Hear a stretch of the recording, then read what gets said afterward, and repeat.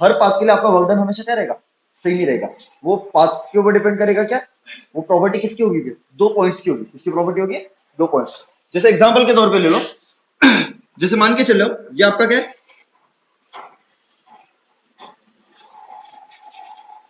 ये आपका एक इंक्लाइन प्लेन है, ठीक है। और मान के चलो मैं एक पॉइंट से दूसरे पॉइंट पे जा रहा हूँ, मतलब टॉप पोजीशन पे जा रहा हूँ। और लेट से मान के चलो ये जो हाइट है वो कितनी है आपकी, ये हाइट कितनी है आपकी, h है, ठीक है। और मान के चलिए यहाँ पे आपके एक ब्लॉक है, यहाँ पे आपकी क्या है, एक ब्लॉक है जिसका मास कितना है, मान के चलो m है, जिसका मास कितना है m। और मान के चलो मैं इस पोजीशन से इसको कहां पे लेके जा रहा हूँ, इस पोजीशन पे लेके जा रहा हूँ, बराबर है। तो आपके अलग अलग पाथ हो सकते हैं।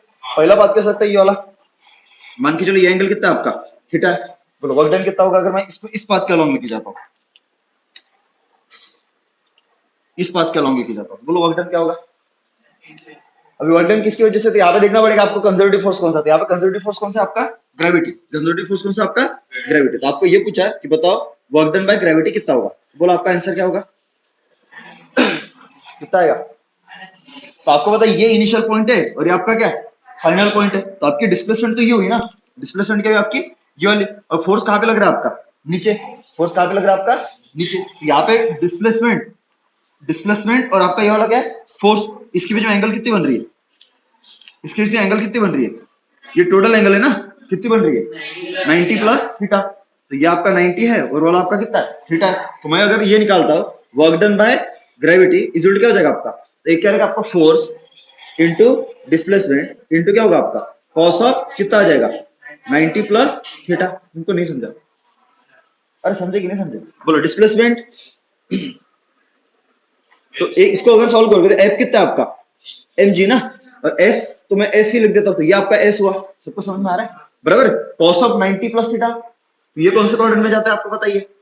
आपका ये वाला क्या है, कॉस एक्सिस है, और ये वाला साइन एक्सिस होता है, बराबर है। ये 0, ये वाला 90 और ये वाला क्या होता है 180। तो ये कौन से क्वाड्रेंट में आ रहा है, 90 प्लस है ना, मतलब ये ग्रेटर देन क्या है 90 है, और ग्रेटर देन 90 होता है तो 90 से लेके क्या होगा 180। और ये कौन सा क्वाड्रेंट है आपका, सेकंड।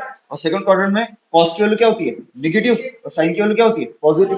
दिख रहा है ना, ये माइनस कॉस होता है, अरे हाँ कि ना। तो कॉस की वैल्यू क्या होती है, नेगेटिव होती है, इसलिए यहाँ पे क्या हो जाएगा आपका माइनस। और कॉस ऑफ 90 प्लस थीटा, ये 90 है इसलिए कॉस किस में कन्वर्ट होगा, साइन में। तो क्या हो जाएगा आपका साइन ऑफ थीटा। तो एक्चुअली में अगर देखोगे तो minus M G S into क्या हो जाएगा आपका साइन ऑफ थीटा। अगर आपका ये अगर एस है, बराबर है, तो ये आपका कौन सा ट्रायंगल है, राइट एंगल ट्रायंगल है।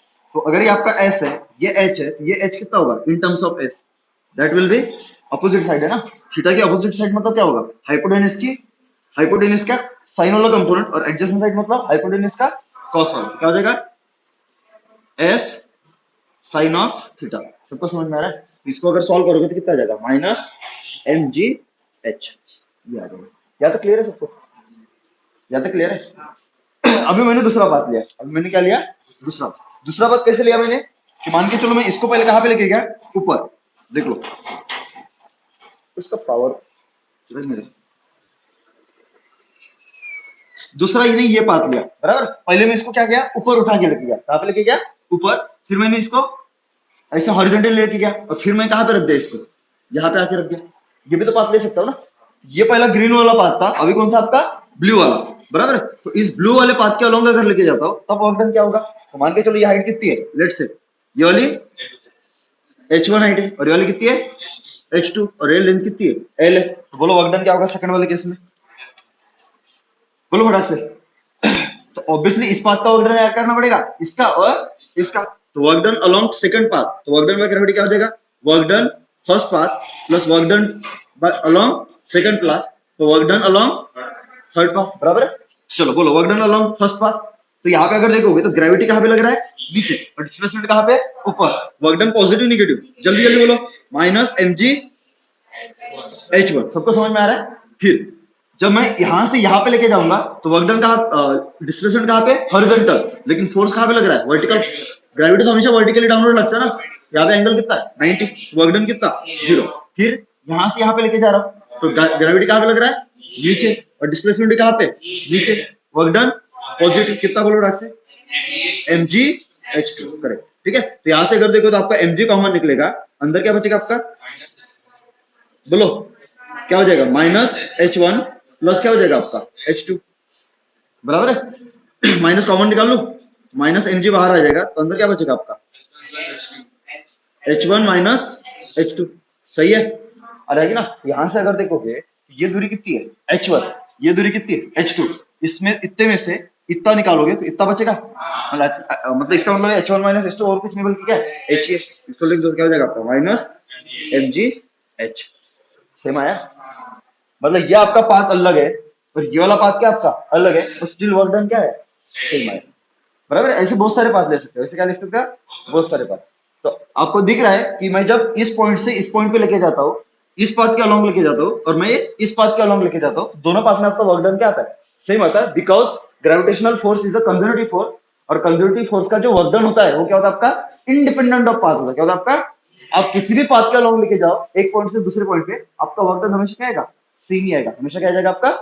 और सिंपल सी बात है, जब भी आपका ऐसा आएगा, जब भी आपका कंजर्वेटिव फोर्स होगा, बराबर, आपके दो पॉइंट्स हो गए, एक इनिशियल पॉइंट और एक फाइनल पॉइंट, तो जिस डायरेक्शन में कंजर्वेटिव फोर्स है, जिस डायरेक्शन में कंजर्वेटिव फोर्स है उस डायरेक्शन में क्या कर लेना, उन दो पॉइंट के बीच में शॉर्टेस्ट डिस्टेंस ले लेना, क्या लेना, बराबर है। तो जैसे अभी कंजर्वेटिव फोर्स कौन सा डायरेक्शन में, यहाँ पे ग्रेविटी कहां पे लग रहा है नीचे ना, ये आपका एफ ग्रेविटी नीचे लग रहा है, तो आपका ये वाला एक पॉइंट है और आपका ये वाला पॉइंट है, तो दो पॉइंट के बीच में अगर शॉर्टेस्ट डिस्टेंस लेना तो आप कैसे लोगे, अलोंग, इस अलोंग क्या बोला मैंने कंजर्वेटिव फोर्स अलोंग। तो आप क्या करना, अगर आपका फोर्स अगर वर्टिकल डायरेक्शन में, फोर्स कहां पे आपका वर्टिकल, समझ में आ रहा है क्या, फोर्स अगर आपका वर्टिकल डायरेक्शन में तो इनिशियल पॉइंट पे एक हॉरिजॉन्टल लाइन खींचो, बराबर है, और फाइनल पॉइंट पे हॉरिजॉन्टल लाइन खींचो, और इस, तो ये वाला क्या होगा इनिशियल पॉइंट और ये वाला क्या होगा आपका फाइनल पॉइंट, और इस इनिशियल पॉइंट पे हॉरिजॉन्टल लाइन और फाइनल पॉइंट पे हॉरिजॉन्टल लाइन, इनके बीच में जो परपेंडिकुलर दूरी होगी वही क्या होगा आपका shortest distance between this two point along, along conservative force along, तो क्या आ जाएगा आपका ये आ जाएगा ना। तो फाइनल पॉइंट कहां पे ऊपर है ना, इसलिए क्या आ जाएगा आपका डिस्प्लेसमेंट कहां पे होगा आपका ऊपर H। सबको समझ में आ रहा है, यही हो जाएगा आपका, इसी को बोलते हैं हम S पैरेलल, इसी को हम क्या बोलते हैं S पैरेलल। सबको समझ में आ रहा है, फंडा याद रहेगा आज से, जब भी कंजर्वेटिव फोर्स होगा, जब भी कंजर्वेटिव फोर्स होगा, यहां तक क्लियर है, पक्का आगे बढ़े। चलो ये भी प्रूव कर लेते हैं कि अगर आपका नॉन कंजर्वेटिव फोर्स होता तब भी आपका वर्क डन पाथ के ऊपर डिपेंड करता कि नहीं करता, वो चेक कर लेते, ठीक है। तो जैसे मान लो आपका नॉन कंजर्वेटिव फोर्स कौन सा पड़ा, फ्रिक्शन, एक ही फोर्स है फ्रिक्शन, कौन सा फ्रिक्शन, और कोई फोर्सेस नहीं है, ठीक है। चलो फ्रिक्शन की बात करते हैं, एक ड्रैगिंग फोर्स भी हो सकता है। अच्छा, जो ऊपर से बॉल फेंको, बॉल को अगर ऊपर फेंकता हो तो एयर ड्रैगिंग फोर्स कहां पे लगता है, नीचे लगता है ना, और ऊपर से नीचे फेंको तो क्यों, एयर ड्रैगिंग फोर्स मतलब क्या है कि वो मोशन को क्या करेगा अपोज करेगा, तो जिस डायरेक्शन में बॉडी मोशन कर रहा होगा उसके हमेशा क्या लगेगा अपोजिट डायरेक्शन लगेगा, इससे हमेशा क्या लगेगा अपोजिट डायरेक्शन लगेगा, बराबर। अगर मोशन ऊपर है तो फोर्स कहां पे लगेगा नीचे, और मोशन नीचे है तो फोर्स कहां पे लगेगा ऊपर, तो हमेशा क्या करता है मोशन को अपोज करता है, तो उसी को कभी कभी फ्रिक्शनल फोर्स भी बोलते हैं, उसी को हम क्या बोलते हैं, जब भी कोई फोर्स, ऐसा कोई फोर्स जो क्या करे tendency of motion, natural tendency of motion को क्या करे अपोज करे, उस टाइप के फोर्स को हम क्या बोलेंगे फ्रिक्शनल फोर्स बोलेंगे, बराबर है। तो वहां पे क्या होगा, वो एयर फ्रिक्शनल फोर्स होगा, कौन सा होगा एयर फ्रिक्शनल फोर्स। अब यहाँ पे देखो सेकंड वाला, बराबर है, जैसे भी ये मान के चलो आपकी टेबल है,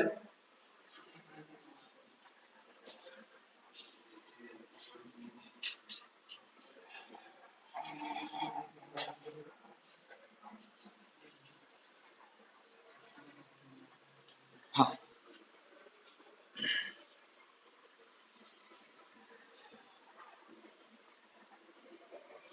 ये आपकी टेबल है, बराबर है, मान के चलो इसके डायमेंशन का ये एल है और ये वाला आपका क्या है बी है, ये वाला आपका क्या है एल है और ये वाला आपका क्या है बी है। अब मैं क्या किया, एक ब्लॉक को लेके गया, बराबर है, मैं ब्लॉक को कहां पे लेके जा रहा हूं, अभी जैसे ये वाला एक पॉइंट है, बराबर है, तो ये आपका इनिशियल पॉइंट है, बराबर है, और मान के चलो इसको मैं कहां पे लेके जाना चाहता हूं, यहाँ पे,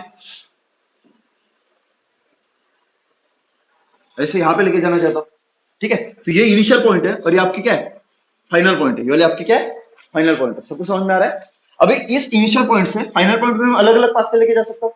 पहली बात क्या हो सकती है कि चलो मैं इसको पहले सीधा सीधा लेके जाता इस तरफ ऐसे, और फिर क्या करता मैं इसको ऐसे लेके जाता, सही है जी, अरे ना, मेरे को पता है ये पाथ वन क्या हो रहा हूँ, वर्क डन क्या होगा, वर्क डन बाय फ्रिक्शन क्या होगा, तो आपको पता है कि जब मैं यहाँ से यहाँ पे लेके जा रहा हूँ, तो यहाँ से जब पहले यहाँ से यहाँ पे लेके गया, फिर यहाँ से यहाँ पे लेके गया, जब मैं यहाँ से यहाँ पे लेके गया तो इसके नेचुरल टेंडेंसी ऑफ मोशन कहाँ पे इस तरफ थी, तो फ्रिक्शन कहाँ पे लगेगा बोलो फटाक से।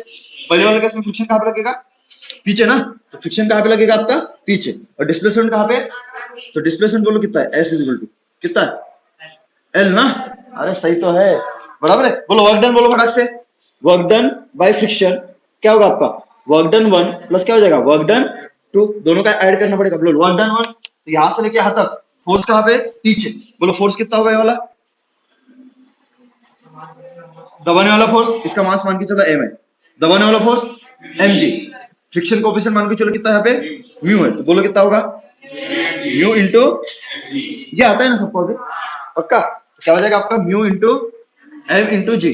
बोलो, अरे आगे ना, बोलो डिस्प्लेसमेंट आगे है, फोर्स पीछे, इसलिए वर्क डन नेगेटिव। सबको समझ में आ रहा है, इंटू क्या हो जाएगा आपका एल, या तो क्लियर है। प्लस फिर कौन सी होगी, पार्ट 2, बराबर है। पार्ट 2 कहां से, यहां से लेके यहां तक है ना, जब यहां से लेके यहां तक जाएगा, यहां से यहां तक, तो फ्रिक्शन कहां पे लगेगा आपका, पीछे।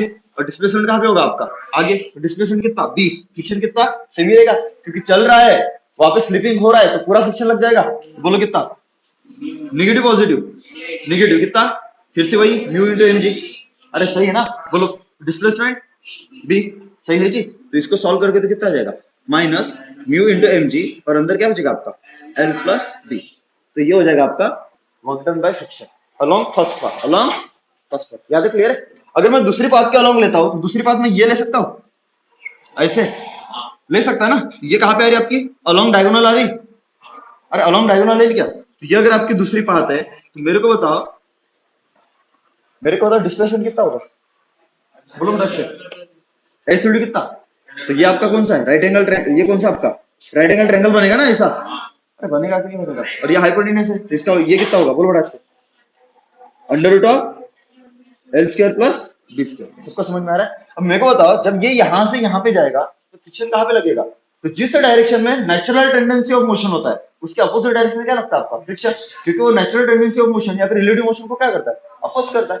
तो इसकी रिलेटिव मोशन कहां पे, इस डायरेक्शन में ना, तो डिस्प्लेसमेंट कहां पे लगेगा, तो इस पाथ में अगर देखोगे तो फ्रिक्शन लगेगा पीछे, और डिस्प्लेसमेंट कहां पे होगा, आगे, बराबर है। तो एक दूसरे को पैरेलल है, एंटी पैरेलल है, वर्क डन नेगेटिव पॉजिटिव। तो वर्क डन बाय फ्रिक्शन निकालता हूं, तो कितना होगा सेकंड पाथ के लिए, फ्रिक्शन इंटू डिस्प्लेसमेंट इंटू क्या होगा आपका कॉस थीटा। बोलो friction minus mu into m into g. बोलो डिस्प्लेसमेंट, यहां से लेके यहां तक डिस्प्लेसमेंट कितना है, under root of L square plus B square. और माइनस क्यों लगाया है, क्योंकि एंटी पैरेलल है, तो ये इसके अलोंग वर्क है, सेम आएगा क्या लगा है। ये कितना है, mu M G L plus B, और ये कितना है, minus U M G under root of L square plus. तो ऑब्वियसली ये फ्रिक्शन अलग और ये वाला फ्रिक्शन क्या है, अलग अलग, because frictional force is a non conservative force, और नॉन कंजर्वेटिव फोर्स का वर्क डन हमेशा क्या होता है, पाथ डिपेंडेंट होता है। क्या होता है, पाथ डिपेंडेंट। तो work done by friction is क्या होता है आपका, पाथ डिपेंडेंट ना, इसलिए इस फोर्स को हम क्या बोलेंगे, नॉन कंजर्वेटिव फोर्स बोलेंगे। क्या बोलेंगे, क्या बोलेंगे आप, नॉन कंजर्वेटिव फोर्स। और work done by gravity is independent of earth, तो इसलिए हम ग्रेविटेशनल फोर्स को हम क्या बोलेंगे, कंजर्वेटिव फोर्स। सबको क्लियर है क्या, ये दो प्रॉपर्टीज की है। तो पहली प्रॉपर्टी क्या है, कि कंजर्वेटिव फोर्स का वर्क डन हमेशा along close and continuous path क्या होता है, जीरो होता है। But work done by conservative force is independent of path. जब आप एक पॉइंट से दूसरे पॉइंट पे लेके जाते हो, तो किसी भी पाथ के अलोंग लेके जाओ, आपका वर्क डन हमेशा क्या रहेगा, सेम रहेगा। But on the other hand, अगर मैं फ्रिक्शन फोर्स की बात करता हूं, तो फ्रिक्शनल फोर्स आपका क्या है, नॉन कंजर्वेटिव फोर्स है। अगर मैं along close path work done निकालता हूं फ्रिक्शन के द्वारा, तो वो क्या होगा आपका, जीरो नहीं आएगा। वो जीरो आएगा क्या, बिकॉज वो आपका नॉन फ्रिक्शनल फोर्स क्या है, नॉन कंजर्वेटिव फोर्स है। और दूसरी एक क्या है, कि फ्रिक्शनल फोर्स के द्वारा जब आप एक पॉइंट, बॉडी को एक पॉइंट से दूसरे पॉइंट पे लेके जाते हो, तो वर्क डन बाय फ्रिक्शन क्या होता है, दोनों पाथ के लिए क्या आता है, अलग अलग आता है। दोनों पाथ के लिए क्या आता है, because work done by friction is dependent on path, path dependent होता है। सबको समझ में आ रहा है, और है ना। तो ये आपको दो प्रॉपर्टीज आपको याद रखनी पड़ेगी। याद क्लियर है क्या, तो यहाँ पे आपका कंजर्वेटिव फोर्स और नॉन कंजर्वेटिव फोर्स खत्म हो जाता है। बनता है क्या, हाँ देखो, तुम लोगों ने देखा होगा, आपकी ऐसी कुछ तो भी चेन रहती है। मैं इसको थोड़ा सा दिखाता हूँ। मान के चलो एक चेन आपकी क्या हुई, ऐसे पड़ी हुई है ग्राउंड पे। कहाँ पे पड़ी हुई आपकी, ग्राउंड पे पड़ी हुई है। मैं यहाँ पे दिखाता हूँ ऐसे, इसको क्या कहते हैं, छल्ले। ये जो गोले गोले दिखाए मैंने, ये क्या आपके छल्ले, रिंग्स है ना, छोटी छोटी। छल्ले मतलब रिंग्स होता है, पता है ना। हाँ, क्या भरोसा। हाँ, ये आपके क्या है, छोटे छोटे, ये आपकी रिंग है। और वो किससे बनी है, आपकी छोटे छोटे छल्ले से बनी हुई है। तो आपके ऐसे रिंग पड़ी हुई है, बराबर है। तो रिंग अभी यहाँ पे देखोगे तो जो ये जो आपका चेन है, बराबर है, ये कैसा था, लीनियर होता है कि उसके पास सरफेस होती है। तो हम क्या मान के चलेंगे, उसके पास सिर्फ लेंथ है, उसके पास क्या है, सिर्फ लेंथ है। लेंथ मतलब समझते हो ना, मतलब उसका जो मास होगा, जो भी उस चेन का मास होगा, वो लेंथ पे डिस्ट्रीब्यूटेड होगा कि सरफेस पे डिस्ट्रीब्यूटेड होगा, लेंथ पे। हम ये मान के चलते हैं कि ये जो आपकी चेन है, ये जो आपकी चेन है, ये जो आपकी चेन है, ये आपकी कैसी है, लीनियर है, इसलिए मास भी आपका क्या क्या है? एक लाइन के ऊपर डिस्ट्रीब्यूटेड, एक लाइन के ऊपर क्या है, तो इसलिए आपका यहाँ पे जो मास डेंसिटी आता है वो क्या था आपका, लीनियर मास डेंसिटी आता है। कौन सा आता है, लीनियर। तो लीनियर मास डेंसिटी मतलब क्या है कि मास पर यूनिट लेंथ। जैसे ये क्या डेंसिटी मतलब क्या होता है, आप लोगों ने जो डेंसिटी पढ़ा है कौन सा पढ़ा है, वॉल्यूमिक डेंसिटी पढ़ा है ना। मतलब क्या होता था, मास पर यूनिट वॉल्यूम। क्योंकि आप जितनी भी बॉडी लेते हो उसके उन सबके पास क्या रहते, तीन डायमेंशन रहते, लेंथ ब्रेड्थ एंड हाइट। तो आपका जो मास होता है वो तीनों डायमेंशन में डिस्ट्रीब्यूटेड होता है, इसलिए वहां पे क्या था आपका, वॉल्यूमिक डेंसिटी था। कौन सा आता है।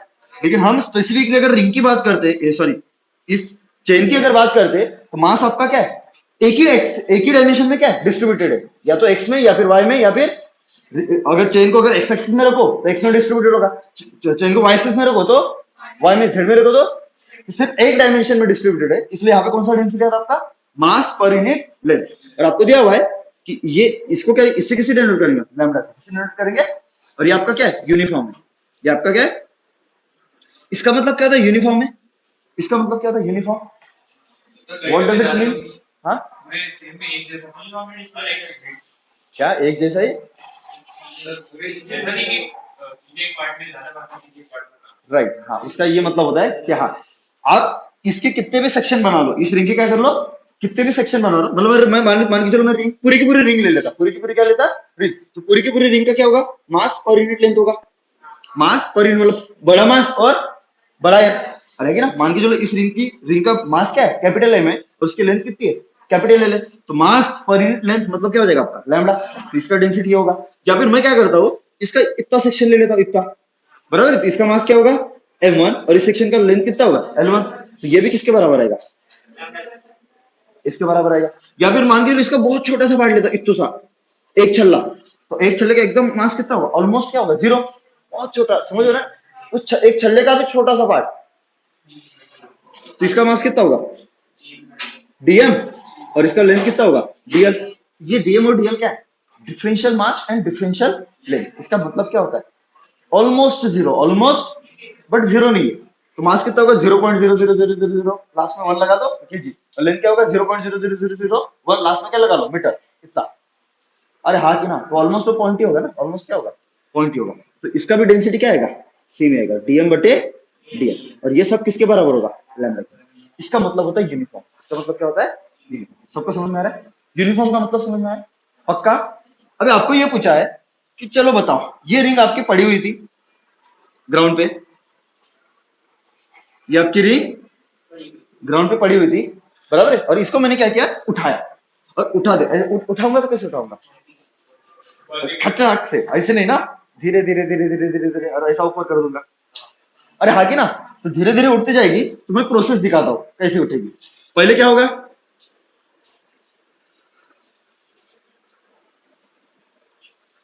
ऐसे पड़ी थी रिंग, ये चेन पड़ी हुई थी ना, फिर मैंने इसको थोड़ा सा उठाया ऐसे। अरे हाँ कि ना, फिर क्या करूंगा मैं, और थोड़ा सा उठा था। मैं प्रोसेस दिखा रहा हूँ। अभी आप बोलोगे साला मास्टर भाई बावला आ गया, प्रोसेस क्यों दिखा रहा है, हमको तो पता है, पर उसके पीछे रीजन है। फिर मैंने क्या किया, इसको इतना उठाया, बराबर है। फिर और मैंने इसको उठाना शुरू किया। एक बार वो प्रैक्टिकली चीजें समझे तो फिर आसान होता है ना बताने में, है कि नहीं। फिर मैंने क्या किया, इसको और थोड़ा सा उठाया,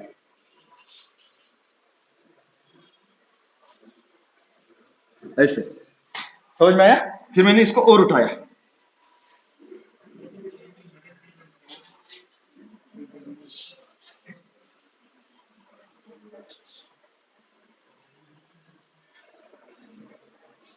इतना, समझ में आ रहा है।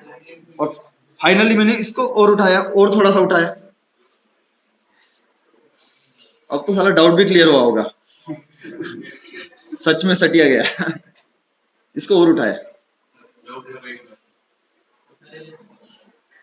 ऐसे, बराबर है। और फाइनली मैंने क्या किया, बे ए, साला उंगली क्या दी थी, तो हाथ पकड़ रहे हो।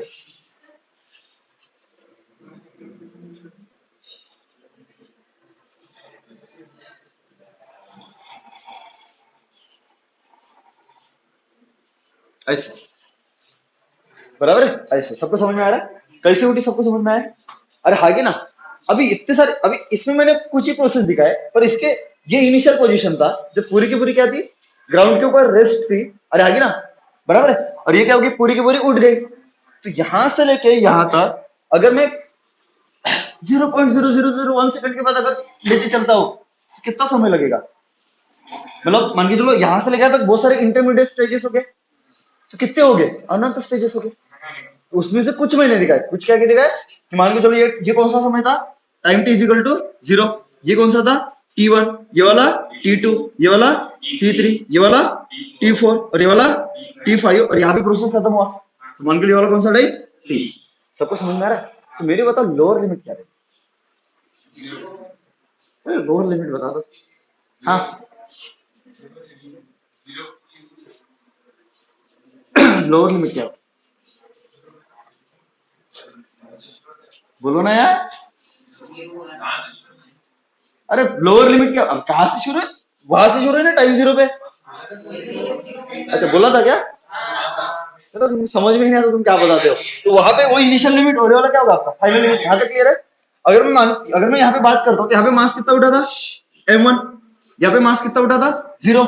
यहाँ पे कितना उठा था, M2। यहाँ पे M3। यहाँ पे M4 और यहाँ पे M5 और यहाँ पे क्या होगा आपका पूरा M। सबको समझ में आ रहा है, यहाँ तक क्लियर है। तो मेरे को एक चीज बताओ, इसमें चेंज क्या हो रहा है। मेरे को क्या मतलब, मेरे को क्वेश्चन में क्या पूछा है कि बताओ इस चेन को ऊपर उठाने में कितना वर्क डन लगेगा। हाँ क्यों,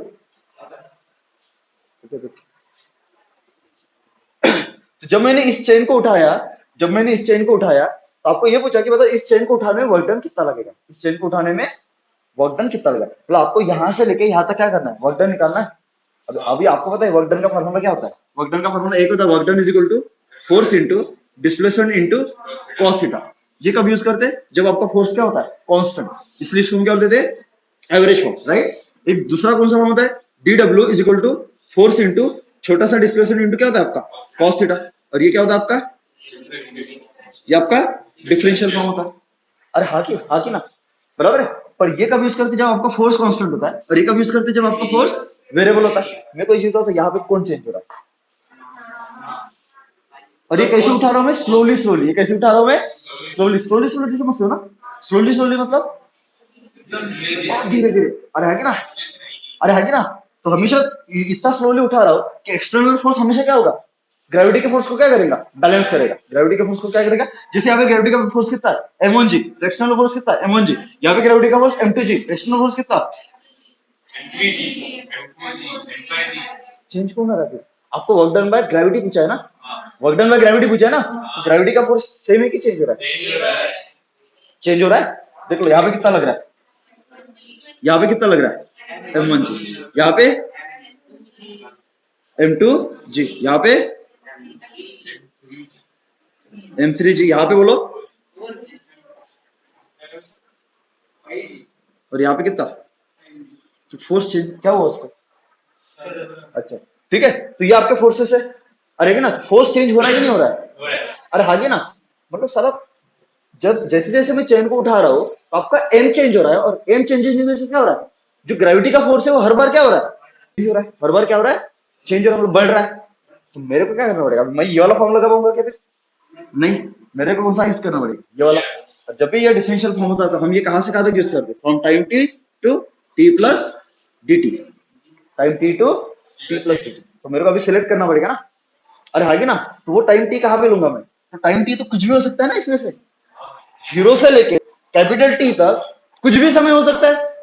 T1 हो सकता है, T2 हो सकता है, T3 हो सकता है, T4 हो सकता है, T5 हो सकता है, कुछ भी हो सकता है ना। कि कौन सा सिलेक्ट करोगे, तो वो पता ही नहीं रहता। पता ही होता है कि अपने को कौन सा है। तो हम मान के चलते हैं कि चलो टाइम जीरो से लेके कैपिटल डी के बीच में कोई तो टाइम टी है, कोई तो टाइम टी है, जिस समय जैसे टाइम T1 पे कितना उठा था, M1। टाइम T2 पे कितना होता, M2। तो टाइम टी नहीं पता तो उसमें कितना उठा होगा, M कितना उठा होगा। तो मान के चलो कि इसके बीच में कहीं पे तो इसके बीच में, मतलब इन सब प्रोसेस के बीच में कहीं पे तो आपका कौन सा प्रोसेस है, टाइम टी वाला। और मान के चलो इस समय टाइम टी समय आपकी कितनी चेन उठी थी, एल लेंथ की उठ गई जी, और आएगी ना। और उस समय उसका मास कितना था, एन था। सही तो है, अरे सही तो है ना। और ये कौन से समय पे लिया मैंने, time T is equal to, यहां तक क्लियर है। वर्क डन कहा, ये फॉर्मूला कहां से कहां तक लगता है, from time T to T plus D T. तो ये अगर टाइम टी पे हुआ होगा, इसके जस्ट बाद कौन सा समय होगा, इसके जस्ट बाद कौन सा होगा, टी प्लस डी टी। तो इस समय क्या होगा, उतना ही मास उड़ेगा कि उससे थोड़ा सा ज्यादा, कितना। तो time T plus D T में कितना उठेगा, जस्ट छोटा सा, बराबर है। ये कौन सा है आपका, टाइम टी पे है ना, तो ये कितना होगा, एल प्लस डीएल लेंथ हुआ होगा, और मास कितना होगा, एम प्लस डीएल। लेकिन हमको बताया कि अगर मेरे को वर्क डन का फार्मूला लगाना है, तो इस फोर्स को क्या करना पड़ेगा, कांस्टेंट करना पड़ेगा। क्या कांस्टेंट हुई, तो यहाँ पे अगर देखोगे तो टाइम टी पे ये कौन सा समय आपका, time T plus D T, और है कि ना। तो इस समय की अगर मैं बात करता हूँ, यहाँ पे नीचे फोर्स कितना लग रहा है, इधर कितना एम जी लग रहा है, इधर कितना फोर्स लग रहा है, m plus d m into g. अभी मान के चलो रिंग का अगर 10 केजी मास ले लो, सॉरी चेन का कितना ले लो, 10 केजी मास ले लो। उसमें मान के लो मैंने 6 केजी उठाई थी, कितनी उठाई थी, और 6 केजी के बाद मैंने डीटी समय में कितनी उठाई, 0.0000001 केजी।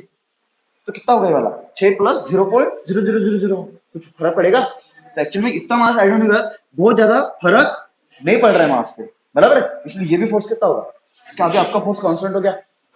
और आगे ना मेरे पास चेन ने कितना डिस्प्लेसमेंट किया, अभी इस छोटे से फोर्स तो कांस्टेंट हो गया ना। तो एक तो क्लियर है कि आपका जो फोर्स है वो कितना आया, एम इंटू जी, यहां तक क्लियर है। अगर मैं डिस्प्लेसमेंट की बात करता हूं तो डिस्प्लेसमेंट कितना हुआ, थोड़ा सा डिस्प्लेस, कितना खिसकी वाली, कितना डीएल लेंथ ना, कितना लेंथ, अरे बहुत छोटा सा ना, कितना लेंथ खिसकी, ये यहां पे कितना खिसकी थी, ये देखो ये लेंथ कितना था, ये लेंथ कितना था, एल था ना, ये लेंथ कितना हुआ, एल प्लस। तो मेरे को बताओ ये जो चेन होगी नीचे से लेके ऊपर तक थोड़ी सी खिसक गई होगी ऊपर, तो डिस्प्लेस कितनी हुई, कितनी हुई, डीएल ना, नहीं चमका यार। और ये डीएल आपका क्या होगा, छोटा सा डिस्प्लेसमेंट। सबको समझ में आ रहा है, तो छोटा सा डिस्प्लेसमेंट कितना है, डीएस कितना है, डीएल। डिस्प्लेसमेंट कहाँ पे, ऊपर, फोर्स कहाँ पे, नीचे। चल बोल छोटा सा वर्क डन, छोटा सा वर्क डन बोलो, फोर्स इंटू छोटा सा डिस्प्लेसमेंट इंटू क्या होगा आपका, कॉस थीटा। बोल D W is equal to, बोलो force M into G minus लगेगा इंटू छोटा सा डिस्प्लेसमेंट डीएल। हाँ जी, इसको क्या करना पड़ेगा, इंटीग्रेट। कौन वेरिएबल है, जब मैं इनिशियल से लेके फाइनल केस लेता हूं क्या क्या चेंज हो रहा है, मास चेंज हो रहा है, मतलब मास वेरिएबल है। क्या लेंथ चेंज हो रहा है, ये भी वेरिएबल है, दोनों वेरिएबल है ना। और आगे ना तो ये दो इंटीग्रेशन के बाहर निकले, निकलेंगे क्या बाहर इंटीग्रेशन के, नहीं निकलेंगे। और निकलेंगे क्या, नहीं ना। तो क्या हो जाएगा, इसको अगर इंटीग्रेट करते हो तो कौन बाहर निकलेगा फिर इसमें से, डी डब्ल्यू का वर्कडन, क्या डी छोटा छोटा वर्कडन जोड़ोगे तो क्या हो जाएगा, पूरा वर्कडन आ जाएगा ना। बाहर क्या निकलेगा, माइनस, और जी अंदर क्या बचेगा, एम इंटू डी। अब इसको इंटीग्रेट कर पाओगे, इंटीग्रेट कर पाओगे क्या, क्यों नहीं कर पाओगे, बिकॉज इंटीग्रेशन का रूल है ये दो वेरिएबल एक साथ नहीं ले सकते, या तो एम को एल में कन्वर्ट करना पड़ेगा या फिर एल को एम में। और साला मेरे को पता है कि डेंसिटी तो कांस्टेंट है, डेंसिटी तो कांस्टेंट है ना, मतलब M by L is equal to क्या है, डीएम बाय डीएल। अरे सही तो है। क्या एम कांस्टेंट है, क्या एल कांस्टेंट है, तो आपके दो फॉर्म बनेंगे, एक तो मैं ये वाला और ये वाला इक्वेट कर सकता हूं, तो क्या हो जाएगा आपका M by L is equal to क्या हो जाएगा आपका डीएम बाय डीएल। अरे सही तो है ना, बराबर है, ये हो जाएगा। या फिर आप ऐसा कर सकते हो कि मान के चलो किसी समय ये वाला एम लेंथ उठ चुका था और क्या उठा, एम मास उठ चुका था, तब लेंथ कितनी थी, एल थी। तो ये भी तो रिलेशन निकाल सकते हो ना, और ये भी तो रिलेशन निकाल सकते हो ना, ये वाला अगर लेता हूं तो क्या हो जाएगा आपका M by L is equal to क्या हो जाएगा आपका एम बटे कितना, एल। तो आपका एम क्या हो जाएगा, एम बाय एल इंटू क्या हो जाएगा आपका एल होगा। तो एक तो ये वाला बन सकता है आपका पहला इक्वेशन, ये अगर यूज करना है तो कभी ये कब यूज करोगे, जब क्वेश्चन में आप तो पूरे चेन का मास और पूरी चेन की क्या दी होगी, लेंथ, ये तब यूज करना है। तो कभी कभी क्या हो सकता है कि आपको ये एम और ये एल ना देके आपको क्या दिया रहता है, डेंसिटी क्या दिया रहता है आपका, तब क्या करोगे, तब क्या करोगे, तब ये यूज करना पड़ेगा ना। तब क्या हो जाएगा आपका एम बटे एल इज क्या हो जाएगा आपका लैम्बडा। तो एम कितना हो जाएगा आपका लैम्बडा इंटू एल। आपका दूसरा केस होगा, तो या तो ये करो या फिर ये यूज करना, जब लैम्बडा देगा ये यूज करना तब मास और लेंथ दिया होगा। बहुत खराब शक्ल कर रहे हो, क्लियर है। तो चलो मैं पहला वाला यूज करता हूँ, कौन सा यूज करता हूँ मैं, पहला वाला। तो वर्क डन क्या हो जाएगा, आप बोलो फटाक से, माइनस जी, बोलो एम, एम कितना आया, एम बाय एल इंटू क्या होगा डी एल। कौन कांस्टेंट है, कौन कांस्टेंट है, तो एम बाय एल, अंदर क्या बचेगा एल डी एल, क्योंकि एल तो चेंज हो रहा है ना, तो कैपिटल एल फिक्स है, ये तो टोटल लेंथ है ना। साला तुम कोई भी ले लो, ये केस ले लो, ये केस ले लो, ये केस ले लो, टोटल लेंथ इनकी चेन की चाहिए, इसलिए उसको कांस्टेंट लिया, उसके लिए इसका लिया constant L D L. Limit बोलो कहां से कहा था, तो इनिशियली जब था तो कितना उठा था, कुछ भी नहीं, तो इनिशियली लेंथ उठी, ये एल कौन सी लेंथ है, जितना उठा वो है ना, तो इनिशियली कुछ उठा था कितना, जीरो, और फाइनली कितना उठा, समझ में आ रहा है, लिमिट, लिमिट समझ में आ रहा है, सब अंडरस्टैंडिंग का पार्ट है। माइनस जी एम बटे एल इंटू क्या हो जाएगा एल डी एल। बोलो इसका इंटीग्रेशन, इसका पावर कुछ नहीं होता, कितना है वन है, इंटीग्रेशन में पावर बढ़ता है तो क्या हो जाएगा आपका एल स्क्वायर बटे टू, लिमिट बोलो जीरो से एल, तो क्या हो जाएगा आपका माइनस जी इंटू एम, बोलो फटाक से, अपॉन एल, और अपर लिमिट माइनस क्या होगा लोअर लिमिट, पहले एल के बदले एल, तो एल स्क्वायर बटे माइनस जीरो स्क्वायर बटे टू, तो ये तो चीज हट ही जाएगी। तो इसको सॉल्व करोगे तो कितना आएगा minus M G L into क्या हो जाएगा आपका एल स्क्वायर बटे टू, एल ने एल को मारा तो कितना आएगा माइनस एम जी। या तो क्लियर है, ये हुआ आपका पहला केस, ये क्या हो गया आपका। तो सेकंड केस अगर होता तो आपका क्या हो जाएगा, वर्क डन का फॉर्मूला क्या, बोलो वन माइनस जी, बोलो बड़ा से कौन क्या था माइनस जी, वो बाहर से देखो ना एम इंटू डीएल है, तो एम के बदले मैं क्या पुट करता, अगर ये दिया होता तो लैम्बडा इंटू एल पुट कर दो, तो माइनस जी अंदर क्या हो जाएगा आपका lambda into l dl, lambda आ जाएगा बाहर, माइनस जी लैम्बडा, बोलो इधर एल, लिमिट फिर से क्या हो जाएगा माइनस जी लैम्बडा, इसको डायरेक्ट लिख दो L square by two, final तो वही आने वाला है ना, इसका इंटीग्रेशन क्या आने वाला है final L square by two, direct लिख दिया चलेगा, तो आपका ये आंसर होगा। तो कभी कभी आपका आंसर ये भी होगा और कभी कभी ये, हाँ क्या नहीं, मास नहीं दिया रहेगा, लेंथ दिया रहेगा। हाँ अरे समझे कि नहीं समझे, पक्का, तो इसको उतार दो, कैसे दिक्कत है तो समझा, इतने सारे डायग्राम क्यों बनाए, एक ही बना तो समझ में नहीं आता क्या हो रहा है।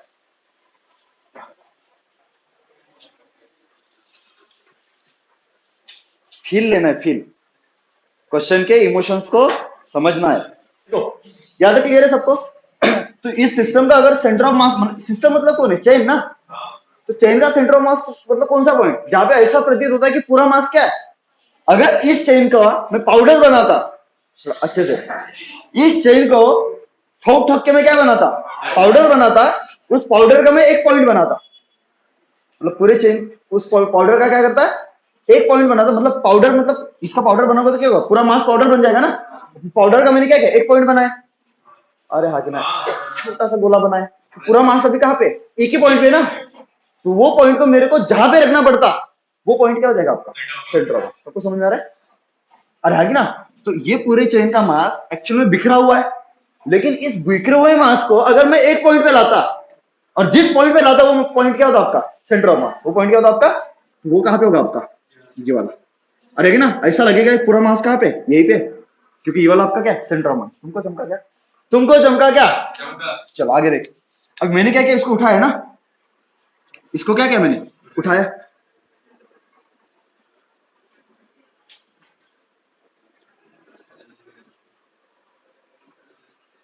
ऐसा टूट गई, इसका मास कितना है एल, इसका लेंथ कितना है एल, इस चेन को ऐसे उठाया मैंने, अभी मास एक पॉइंट पे कि पूरा डिस्ट्रीब्यूटेड है, डिस्ट्रीब्यूटेड है ना।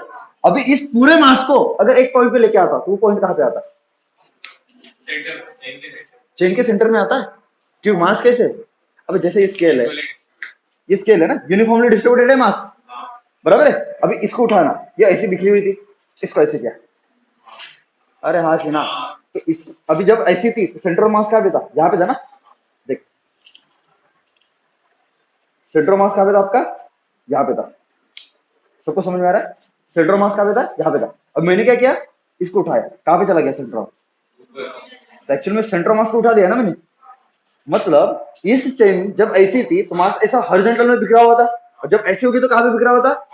जब ऐसी तो सेंटर ऑफ मास कहाँ पे था? यहाँ पे था। जब ऐसी तो सेंटर ऑफ मास क्या हुआ? अरे है कि ना? तो सेंटर ऑफ मास मतलब कौन सा पॉइंट है? एक ऐसा पॉइंट जहां पे सिस्टम का पूरा मास क्या है? कॉन्सेंट्रेटेड है। पूरा मास क्या है? उस पॉइंट को हम सेंटर ऑफ मास बोलते हैं। तो इस चेन को उठाना मतलब अगर जैसे देखो, एक और बोल सकते हैं हम सेंटर, अगर मेरे को सेंटर ऑफ मास को डिफाइन करना है, इसको इसको उठाना है। किसको? स्केल को उठाना है। तो मैं यहां से उठाऊंगा तो उठेगी क्या? पूरी उठ जाएगी क्या? ऐसे एक साइड उठेगी, एक साइड नहीं उठेगी। यहां से उठाओ तो लेकिन अगर मैं सेंटर ऑफ मास को पकड़ता हूं, वो सेंटर ऑफ मास वो पॉइंट है, अगर उस पॉइंट को अगर आप उठा लेते हो तो पूरा सिस्टम उठ जाता है। उस पर्टिकुलर पॉइंट को हम क्या बोलते हैं? Centre of mass. मतलब सेंटर, अगर मेरे को पूरे चेन को नहीं उठाना तो मैं किसको उठाऊंगा? सेंटर ऑफ मास को। तो पूरी चेन उठ जाएगी। मतलब मैं अगर इस चेन को ऐसे लेके जा रहा हूँ तो मैं क्या करूंगा? सेंटर ऑफ मास को ऐसे लेके जाऊंगा, पूरी चेन वहां पे चली जाएगी ना। समझे कि नहीं समझे? मतलब मैं बोल सकता हूँ कि यार जब ये चेन बिखरी हुई थी ग्राउंड पे तो उसका सेंटर ऑफ मास ये था, और जब ये कहा चली गई वर्टिकली उसको ये किया तो एक्चुअली सेंटर ऑफ मास कहाँ चला गया? यहाँ पे ना। तो एक्चुअली में पूरा चेन उठा रहा हूँ कि एक सेंटर ऑफ मास उठा रहा हूँ? और सेंटर ऑफ मास क्या है? Point mass. मतलब ये अगर चेन एक मास होता, पॉइंट मास होता, तो यहाँ पे होता, बराबर है। और जब मैं इसको उठा देता तो ये मास कहाँ पे चला जाता? तो ये तो सिंपल सी बात हुई ना, एक पॉइंट मास को उठा के कहाँ पे लेके जाना? ऊपर। तो इसका डिस्प्लेसमेंट कितना हुआ? तो एक्चुअली में ये चेन ये दिखा दो, मैं डायग्राम तो अलग दिखा है ना, पर एक्चुअली ये वाला क्या है? ये चेन इसके ऊपर ही है ना ऐसा। तो एक्चुअली में ये यहां से यहां पे गया तो वर्टिकल में डिस्प्लेसमेंट कितना हुआ? L/2। अरे डिस्प्लेसमेंट कितना हुआ? कितना हुआ? L/2 हुआ ना। तो मेरे को बताओ वर्क डन क्या होगा? पॉइंट मास को उठाने में वर्क डन क्या लगेगा? बोलो फटाक से। वर्क डन क्या होगा? फोर्स इंटू डिस्प्लेसमेंट इंटू क्या होगा आपका? फोर्स। तो फोर्स क्या है? अभी चेन का मास पहले डिस्ट्रीब्यूटेड था, इसलिए मास क्या होता? जब उठा रहा था तो मास अलग अलग उठ रहा था हर बार। लेकिन अभी मास क्या है?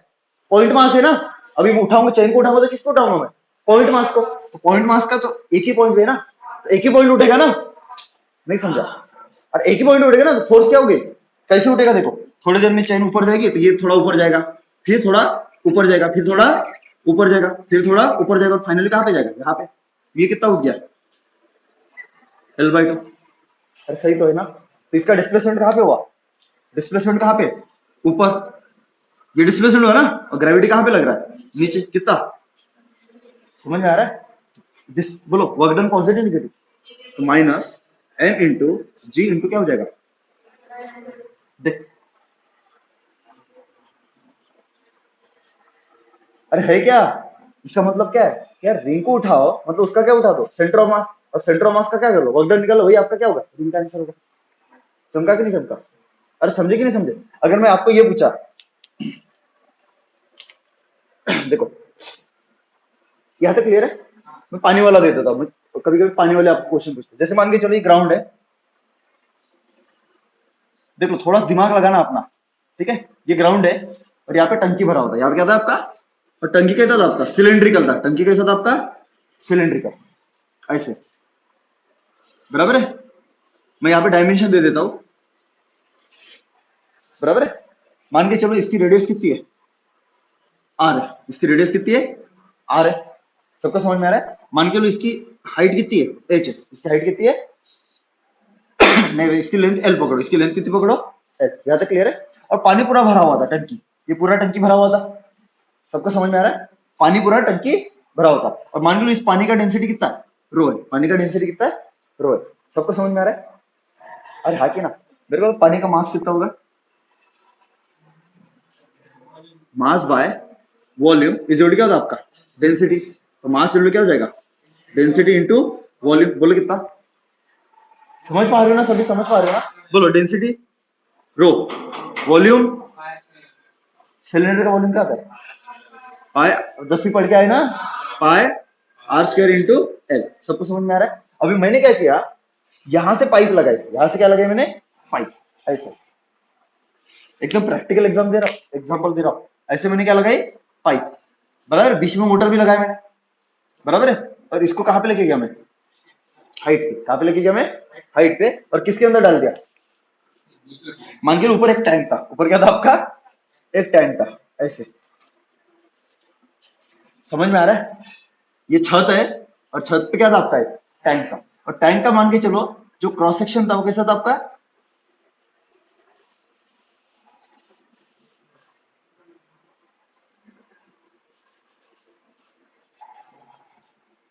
ऐसे था। अरे समझे कि नहीं समझे? मैं डायमेंशन दे देता हूं। मान के चलो ये ए है, ये वाला क्या है, बी है, ये सी है, ये मान के चलो कितना है, सी है। अरे समझे कि नहीं समझे? या फिर इसके टर्म में दे देता हूँ ना, डायमेंशन बेटर रहेगा। मान के चलो ये आर है, बराबर है, ये भी आर है, और ये वाला कितना है, 2r है।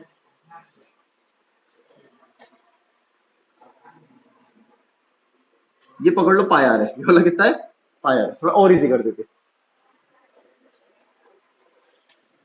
बराबर है। और ये वाला एल है, ये वाला कितना है, एल है। मतलब सिंपल हो जाएगा थोड़ा सा।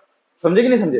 बराबर है। तो ये डायमेंशन कितना है, पाया, ये कितना है, एल है, और ये हाइट कितनी है, 2r, बराबर है। तो मेरे को बताओ, जब यहां से पानी उठा के यहाँ पे डालोगे पूरा का पूरा, तो यहाँ पे पूरा पानी था, इस पूरे पानी को उठाकर कहां पे डाल दिया, ऊपर। और मान के चलो छत और इसके बीच में, इसके टॉप और इसके बीच में जो हाइट का डिफरेंस है, वो मान के चलो है वाई। कितना है, वाई है। तो आपको ये पूछा कि बताओ इस पानी को जब मैं यहां से यहां पे लेके जाऊंगा तो वर्क डन कितना होगा।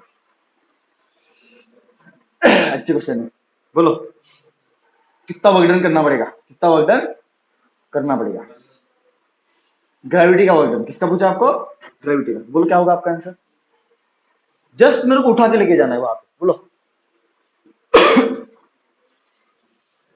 सबको समझ में आ रहा है? तो मेरे को बताओ, यहाँ पे जितना वॉल्यूम था, यहाँ पे जितना वॉल्यूम था उतना वॉल्यूम तो यहाँ पे भी होगा ना। जरूरी क्या पूरा टंकी भर जाएगा, पूरे टंकी का वॉल्यूम कितना है, बोलो फटाक फटाक से ऊपर, पाई आर बेस ना, L into B into H ना।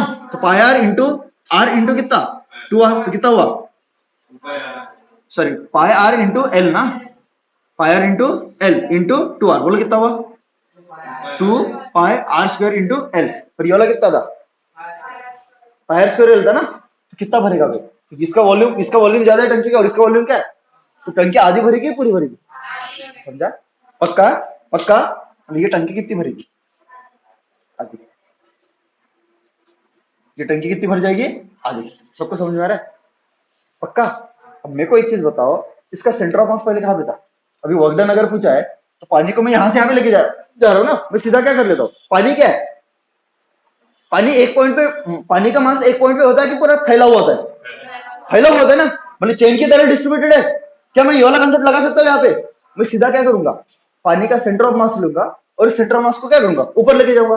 और सेंटर ऑफ मास को ऊपर लेके जाने में जितना वर्क डन करना पड़ेगा वही क्या होगा आपका, वर्क डन। पानी, अरे वही तो होगा ना। चल बता सेंटर ऑफ मास का वर्क डन यहाँ पे कितना था, बोलो यहाँ पे, बराबर यहाँ पे सेंटर पे होगा कितना दूरी, ये दूरी कितना, थोड़ा समझने की कोशिश करना। तो पूरा मास कहाँ पे होगा, यहाँ पे ना।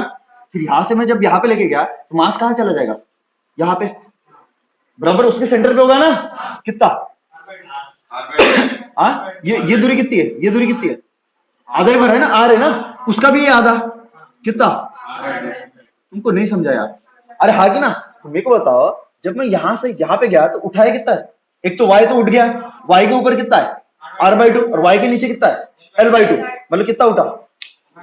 तो डिस्प्लेसमेंट की अगर मैं बात करता हूँ सेंटर ऑफ मास की, तो सेंटर ऑफ मास का डिस्प्लेसमेंट कितना है, कितना, y प्लस इसके नीचे कितना है, l/2 प्लस r/2। अरे यार, अरे आया कि नहीं आया, टोटल मास बोल कितना है, मास कितना है निकाला है ना। और मास तो सही रहेगा ना, कितना, रो इंटू, आया कि नहीं आया, अरे हाँ कि ना। चल बता, डिस्प्लेसमेंट वर्क डन बोलो कितना होगा, work done force into displacement into cos theta. तो डिस्प्लेसमेंट कहां पे, ऊपर ना। मैंने क्या बोला था, जब भी आपका कंजर्वेटिव फोर्स होगा तो डिस्प्लेसमेंट हमेशा क्या लेना, डिस्प्लेसमेंट हमेशा क्या लेना, शॉर्टेड डिस्टेंस बिटवीन 2 पॉइंट्स लेना है, इनिशियल एंड, और अलोंग क्या होना चाहिए, वर्टिकल, अलोंग क्या होना चाहिए, अलोंग फोर्स होनी चाहिए ना। तो ये कौन सा है, इनिशियल पॉइंट ना, देख, और ये कौन सा है, फाइनल पॉइंट। तो डिस्प्लेसमेंट कौन सा है, ये ना। अरे हाँ कि ना, कि यही निकाला है मैंने ये वाला। ये क्या हुआ, एस, और फोर्स कहाँ पे आपका, नीचे। तो नेगेटिव पॉजिटिव, नेगेटिव। बोलो एम कितना है, एम इंटू जी ना, एम इंटू जी, और S Y plus L/2 plus क्या होगा आपका, R/2। तुमको तो आया ही नहीं। बोलो कितना, M rho into pi into R square into क्या हो जाएगा, एल इंटू क्या हो जाएगा, जी, इधर Y plus L/2 plus R/2। Pure conceptual question है। अगर ये चीज नहीं बताई ना, ये कर भी नहीं पाओगे। चमका क्या, इस टाइप का क्वेश्चन आपको मिलेगा डीपीपी में, बट वो अलग लैंग्वेज में होगा, थोड़ा सा देख लेना, ठीक है। तो आई होप कि आपको अभी वो क्वेश्चन बन जाएगा। समझ में आया, हल्का सा डाउट है तो मेरे को पूछ लो ना यार। चल एक और क्वेश्चन, एक और क्वेश्चन, एक और क्वेश्चन। अच्छा वो किला रहता है, पता है किला, ऐसा, ये पकड़ लो, ये वाला आपका क्या है, ऐसा किला है, और यहाँ पे एक ऐसी चेन है, और इधर से वो दो चोटी रही थी ना। समझ में आ रहा है। तो आपका ऐसा कुछ तो भी है, लेट से बिठा दो क्या इधर से, तो इसका दूसरा मेथड भी तो लेना है ना। चलो देखो, इसमें एक और क्वेश्चन है, ये मेरे को बताना है आप लोग।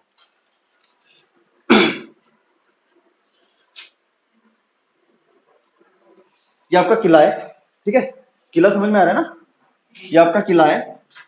हाँ नेल, जो भी है। अरे किला मतलब ही नेल होता है, पता है ना। हाँ। और यहाँ पे आपकी चेन है ऐसी, एक चोटी इधर से आ रही है इसकी, बराबर है, और एक चोटी कहां से आ रही है, ऐसे। समझ में आ रहा है क्या डायग्राम, अरे समझ में आ रहा है क्या, ऐसे, बराबर है। आपको दिया हुआ है कि चेन का टोटल मास m था, और चेन की टोटल लेंथ कितनी थी, l थी। ये बैलेंस होगी, ये चलेगी कि नहीं चलेगी, नहीं चलेगी ना। मैं क्या करें, हल्का सा जर्क दिया, ऐसा थोड़ा सा खींचा, तो खींचूंगा थोड़ा सा, तो भट से निकल नीचे आ जाएगी। तो फाइनली कैसी होगी, फाइनली कैसी होगी बोलो। मतलब थोड़ा सा उसको मैंने क्या किया, पुश किया, और आगे ना पुल किया, थोड़ा सा मैंने क्या किया, एक साइड से पुल किया, तो पूरी की पूरी चेन क्या होगी, निकल गई ना। तो फाइनली क्या होगी, जस्ट वो निकलने वाली होगी, क्या होगी आपकी, जस्ट निकलने वाली होगी यहाँ से, तो ऐसे आ जाएगी, फाइनली ऐसी होगी ना। अरे हाँ की ना, अरे होगी कि नहीं होगी। तो चेन कहाँ पे जा रही है आपकी, नीचे, ऐसे। सबको समझ में आ रहा है, ऐसे कुछ तो होगी ना। तो आपको ये पूछा कि ये इनिशियल केस था, और ये वाला आपका क्या है, फाइनल केस है। तो यहां से यहां तक इस प्रोसेस में वर्क डन बाय ग्रेविटी कितना होगा,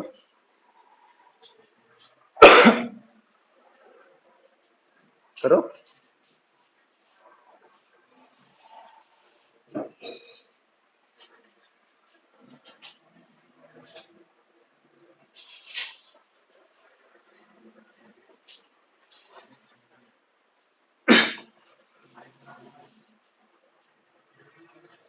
ऐसा लग रहा है ना आज प्रैक्टिकल हो गई करके फिजिक्स। हाँ बताओ, आंसर निकालो, पॉजिटिव रहेगा, क्या बोल रहे हैं, श्योर होना चाहिए।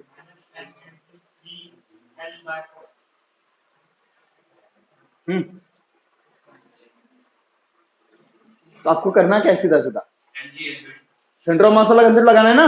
तो सेंटर ऑफ मास वाला लगाना है, तो पहले इसका मास बोलो कहाँ पे था, ये वाला इधर का मास कितना था, m/2। इधर का मास कितना था, m/2। पहले इसका इस इधर वाले पार्ट का सेंटर ऑफ मास कहाँ पे था, सेंटर में। इधर वाले पार्ट का सेंटर ऑफ मास कहाँ पे था, यहाँ पे, मतलब पूरा सेंटर ऑफ मास कहाँ पे था, इसी पॉइंट पे था ना, कितना, m। तो ये लेंथ कितनी होगी, तो ये l लेंथ था, तो L/2, और ये वाला L/2। तो ये लेंथ कितना हुआ आपका, इतना तो आता है ना सबको। जब ये चेन सीधी हो गई, तो पूरा मास क्या हो गया, ये पूरा मास m, और पूरी लेंथ सेंटर ऑफ मास का चला गया यहाँ पे। अरे चला गया ना, यहाँ पे चला गया ना, नहीं चमका। अरे हाँ कि ना, ये पूरी लेंथ कितनी है, L/2। अरे हाँ कि ना। अभी आपको क्या निकालना है, वर्क डन ना। तो इनिशियली सेंटर ऑफ मास कहाँ पे था, यहाँ पे था, फाइनली कहाँ पे गया, यहाँ पे। तो तो ये कितना नीचे गया, ये परपेंडिकुलर दूरी है ना, यही क्या होगा आपका एस पैरेलल, ग्रेविटी तो नीचे लगने वाला है ना, तो कितना L/4।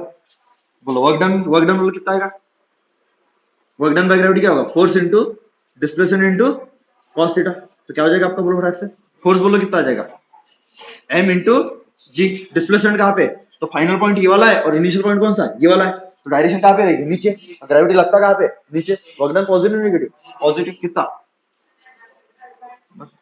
L/4 ना, बस ये आपका आंसर। अगला देखो, ये पहला तरीका हो गया, ये क्या हो गया अपना चेन वाले प्रॉब्लम सॉल्व करने का पहला तरीका। मैं दूसरा प्रॉब्लम दूसरा तरीका बता रहा हूँ, बराबर। दूसरा तरीका देखो कैसा है। इनिशियली चेन फैली हुई थी, ग्राउंड पे बिखरी हुई थी ना, अरे हाँ की ना, तो इनिशियली ऐसे चेन पड़ी हुई थी आपकी ग्राउंड पे,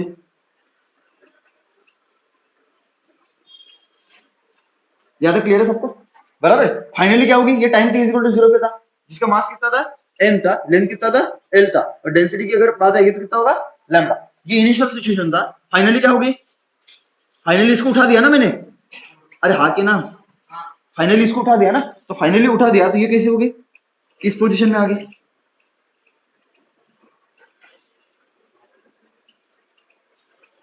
ऐसे। सबको समझ में आ रहा है।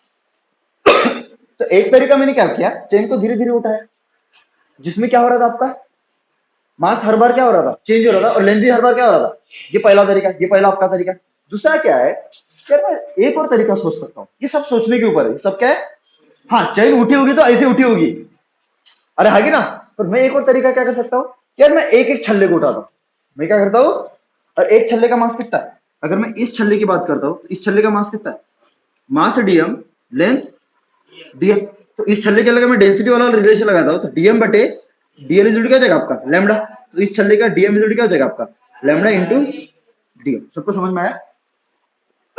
तो मैं एक एक छल्ला, मैं क्या कर रहा हूँ अभी, प्रोसेस समझो, पहले क्या कर रहा था, मैं पूरी चेन को खिसका रहा था ऊपर, हर धीरे धीरे धीरे धीरे धीरे धीरे, अब मैं क्या कर रहा हूँ, एक एक छल्ला उठा रहा हूं, एक एक क्या कर रहा हूं, तो पहले वाले छल्ले को उठाया, थोड़ा समझो, बराबर, पहले वाले छल्ले को उठाया, यहां से उठा के मैंने क्या डाला, यहाँ पे, फिर कौन सा आया, दूसरा छल्ला, इसको उठा के कहां पे डाला, यहाँ पे, फिर तीसरा छल्ला, फिर इसको उठा के कहां पे डाला, यहाँ पे, फिर नेक्स्ट इसको उठा के कहां पे डाला, यहाँ पे। समझ में आ रहा है, प्रोसेस समझ में आ रहेगा, तो आपकी चेन बनती जाएगी, अरे बनती जाएगी ना। फिर इसको उठाया, कहां पे डाला, यहाँ पे, और ऐसा करते लास्ट वाले को डाला कहां पे, यहाँ पे।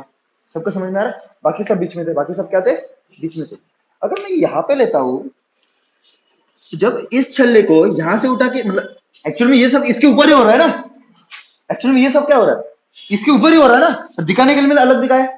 तो जब मैं इस छल्ले को इस पोजीशन में लेके आया, मतलब एक्चुअली में इसी पोजीशन में था, तो इसका डिस्प्लेसमेंट कितना था पहले वाले का, कुछ उठाया क्या मैंने, तो ग्राउंड पे है ना, तो ग्राउंड पे है ना, तो डिस्प्लेसमेंट क्या होगा, इसका होगा। तो अगर मैं कोई भी अलग अलग ये लेता हूं, मान के चलो अलग अलग छल्ले लेता हूं, बराबर है, ये वाला एक छल्ला लिया, ये वाला एक छल्ला लिया, ये एक छल्ला लिया, ये एक छल्ला लिया, और ये वाला एक छल्ला लिया, बराबर है। सबका मास क्या है,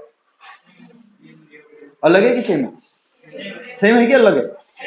तो जब मैं अलग अलग छल्ले को अलग अलग पोजीशन पे रखा, अगर मेरे को रिंग इस चेन को अगर वर्टिकली रखनी है, तो मैं छोटे छोटे छल्ले उठा के कर अलग अलग पोजीशन पे लग रहा हूं, आपकी रिंग बन रही है ना। अरे समझ में आ रहा, प्रोसेस समझ में आ रहा है क्या हो रहा है। तो अगर मैं ऐसा देखता हूं, तो ये छल्ले ने कितना उठाया, S1, इस छल्ले को कितना उठाना पड़ा, S2, इस छल्ले को S3, इस छल्ले को S4, और इस छल्ले को L, तो ये उठाना पड़ रहा है मेरे को। समझ में आ रहा है। तो हर छल्ले का डिस्प्लेसमेंट क्या है, सेम है क्या अलग है। तो यहाँ पे वेरिएबल कौन है, S। इसके पहले में वेरिएबल क्या लिया था मैंने, मास।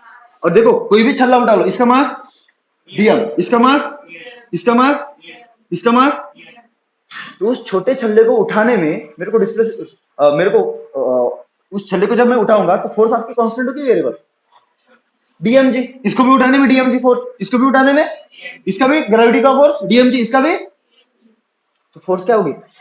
और मैं वही तो देख रहा था ना कि आपका फोर्स वेरिएबल था, मैंने किसको कांस्टेंट किया, फोर्स को। तो इस केस में मेरे को बताओ आपका फोर्स कितना हुआ, फोर्स कितना हुआ, कितना, डीएम इंटू जी। क्या ये छोटा सा पार्ट है इसलिए डीएम लिखना पड़ेगा, अरे चमके नहीं हमको, तो अलग अलग छल्ले की अलग अलग पोजीशन है, तो मैं क्या करूंगा कि मान के चलो टी समय, अभी वेरिएबल कौन है, डिस्प्लेसमेंट ना। तो मान के चलो किसी टाइम टी पे मैंने एक छल्ला कहां पे रखा था, यहां पे रखा था, ये कौन से टाइम समय पे, टी पे, तब इसकी डिस्प्लेसमेंट कितनी थी, एस थी। और टाइम टी प्लस dt में, टाइम टी प्लस इसके बाद वाला छल्ला मैंने कहां पे रखा, जस्ट इसके ऊपर रखा, कहां पे रखा, तो ये टाइम टी पे और ये कौन से समय पे, ये कौन से समय पे, टाइम टी पे, और ये कौन से समय पे, टाइम टी प्लस dt। तो इसको कितना डिस्प्लेसमेंट करना पड़ेगा ग्राउंड से, S plus D S, which is approximately क्या होगा, एस हो गया आपका कांस्टेंट। तो मेरे को बताओ डिस्प्लेसमेंट कितना आया, डिस्प्लेसमेंट कितना आया, एस। तो ये लेंथ कितनी थी, ये पकड़ लो L1, ये लेंथ कितनी थी L2, ये लेंथ कितनी थी L3, ये कितनी थी L4। तो ये लेंथ मतलब क्या है, उस लेंथ पे रखा, ये इस लेंथ पे रखा, इसका ये मतलब है। तो ये क्या होगा फिर डिस्प्लेसमेंट, ये क्या होगा आपका L, तो ये क्या होगा आपका L प्लस डी। अरे समझे कि नहीं समझे, अरे हाँ कि ना, इस अप्रोक्सीमेटली कितना L। तो मेरे को बताओ, मैं अगर वर्क डन निकालता, यहाँ पे लेंथ वेरिएबल था ना, तो मैं क्या करता हूँ, इस छोटे से छल्ले को लेके जाने में वर्क डन निकालता। तो कितना वर्क डन होगा, छोटे से छल्ले का वर्क डन छोटा, तो क्या हो जाएगा आपका, तो डी डब्ल्यू इज क्या हो जाएगा आपका, फोर्स इंटू डिस्प्लेसमेंट इंटू क्या हो जाएगा आपका कॉस ऑफ थीटा। तो मैं किसके लिए वर्क डन निकाल रहा हूँ, अब एक छल्ले के लिए निकाल रहा हूँ, एक छल्ले का मास कितना है डीएम, तो फोर्स कितनी डीएम इंटू जी। एक छल्ले का डिस्प्लेसमेंट, तो किसी टाइम पीरियड कितना डिस्प्लेसमेंट था एल, तो कितना एल कॉस थीटा। तो देखो छल्ला लेके जा रहा हूं ऊपर, डिस्प्लेसमेंट ऊपर, और फोर्स कहां पे लग रही है, इसलिए वर्क डन निगेटिव। सबको समझा, ये आया डी डब्ल्यू। इसको क्या करना पड़ेगा, इंटीग्रेट, अभी इंटीग्रेट करोगे क्या हो जाएगा, टोटल वर्क डन इज क्या हो जाएगा, बाहर बाहर क्या आएगा माइनस जी ना, अंदर क्या बचेगा डीएम इंटू एल, क्योंकि आपका हर बार एल क्या हो रहा है, हर छल्ले का एल क्या है अलग है, हर छल्ले को अलग अलग एल पे रखना पड़ रहा है, हर छल्ले को। तो क्या करना पड़ेगा, डीएम को एल में कन्वर्ट करना पड़ेगा, या फिर एल को डीएम में, तो क्या हो जाएगा आपका, वो दिख रहा है, अरे आया कि नहीं आया, तो क्या हो जाएगा माइनस जी इंटू क्या हो जाएगा, बोलो फटाक से, लैमडा इंटू डीएल इंटू क्या होगा आपका एल। इसको सॉल्व करोगे तो क्या आ जाएगा, माइनस जी लैमडा, अंदर क्या बचेगा एल इंटू डीएल। तो सबसे पहला कितना था, ये जब पहला छल्ला रखा तो इसका एल क्या था, जीरो था। तो सबसे पहले तो ये छल्ला रखना पड़ेगा ना यहाँ पे, और सबसे लास्ट में कहाँ पे रखना पड़ेगा, यहाँ पे। ये लोअर लिमिट, और बाकी जितने भी छल्ले को बीच में रखने पड़ेंगे। तो बीच में रखूंगा तो यहाँ अलग अलग इस पे रखूंगा तो अलग अलग एल होगा। तो यहां से लेके यहां तक कौन चेंज हो रहा है, एल। तो यहाँ पे कितना था एल जीरो, और यहाँ पे कितना था एल, तुम्हें तो नहीं चमका, जीरो से एल। इसको सॉल्व करोगे तो क्या होगा, बोलो फटाक से, work done is equal to कितना माइनस जी इंटू लैमडा, बोलो फटाक से क्या आ जाएगा एल स्क्वायर बटे टू, क्योंकि इसका पावर वन है तो एक पावर बढ़ जाएगा इंटीग्रेट करने के बाद। बोलो कहां से कहा था, जीरो से लेके एल, तो क्या हो जाएगा माइनस जी लैमडा, क्या हो जाएगा अपर लिमिट माइनस, तो क्या हो जाएगा L square by two minus zero square by two. सबको समझा, तो ये चीज कट जाएगी, तो क्या आ जाएगा आपका माइनस जी लैमडा एल स्क्वायर बटे टू। देख यही आंसर मिला होगा इसको पहले भी, यही मिला होगा, अरे हाँ कि ना। तो ये हो गया आपका सेकंड तरीका, ये क्या हो गया आपका, तो एक में वेरिएबल क्या लिया मैंने फोर्स, और एक में वेरिएबल क्या लिया मैंने डिस्प्लेसमेंट। ये भी एक तरीका हो सकता है आपका करने का, ठीक है, सबको समझ में आ रहा है। तो कुछ कुछ क्वेश्चन हो गए जिसमें जो क्वेश्चन इस तरीके से करने पड़ेंगे, और कुछ कुछ क्वेश्चन हो गए उनको किससे करना पड़ेगा, पहले वाले तरीके से। किससे करना पड़ेगा, यहां तक कहीं भी दिक्कत है तो पूछ लो मेरे को।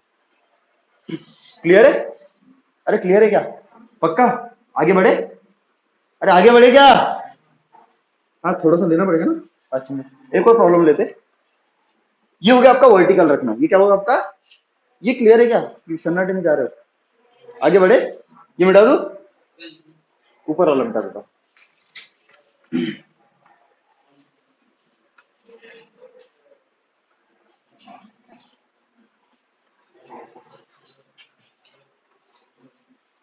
मेरे को लगता है मैं चीजें काफी क्लियरली बताता हूँ, तुमको कितनी क्लियरली पहुंचती है ये नहीं पता मेरे को, तो क्लैरिटी रहती है कंसेप्ट में, ऐसा नहीं कि हाँ ये हुआ ऐसा मान लो, हर चीज के पीछे लॉजिक होता है, और वो लॉजिक आपको समझना है, समझे क्या। चलो इसको कर दो, तब तक नेक्स्ट क्वेश्चन लिखता हूँ।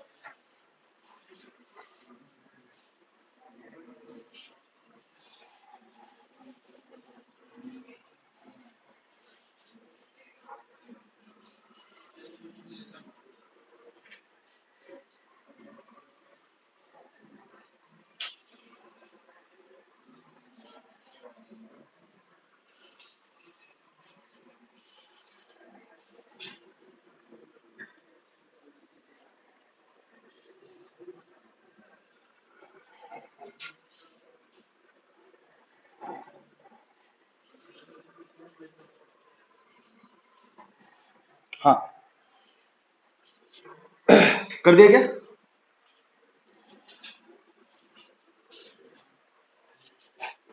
अभी आगे बढ़े। अरे है ना, तो देखो यहाँ पे क्या है, अभी मैंने इस चेन को कैसे उठाया था, ऐसे वर्टिकली ऊपर उठाया था ना। अभी मैं क्या कर रहा हूँ, इस चेन ऐसी आपकी कहाँ पे बिखरी हुई थी, ग्राउंड पे बिखरी हुई थी। अभी मैं इस चेन को क्या कर दिया, उठाना शुरू किया, और उठाते उठाते क्या किया मैंने, इसके ऊपर चढ़ा दिया, इसके ऊपर क्या कर दिया।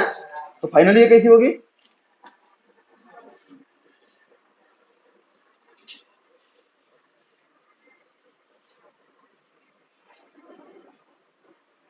ऐसे आ गई। फाइनली कैसे होगी, ऐसे। तो आपको ये पूछा है कि इस चेन को इस स्पीयर पे, हेमिस्फीयर पे चढ़ाने के लिए कितना वर्क डन करना पड़ेगा, ग्रेविटी के अगेंस्ट में। किसके अगेंस्ट में, ग्रेविटी के अगेंस्ट में। सबको समझ में आ रहा है? तो ग्रेविटी का वर्क डन निकालना, किसका निकालना वर्क डन, ग्रेविटी का। क्वेश्चन क्लियर है? तो कैसे करोगे बोलो, क्या क्या अभी क्या सोचोगे? मैंने दो तरीके बता दिए, आप कौन सा तरीका पसंद करोगे? लगना भी चाहिए। कैसे करोगे बोलो?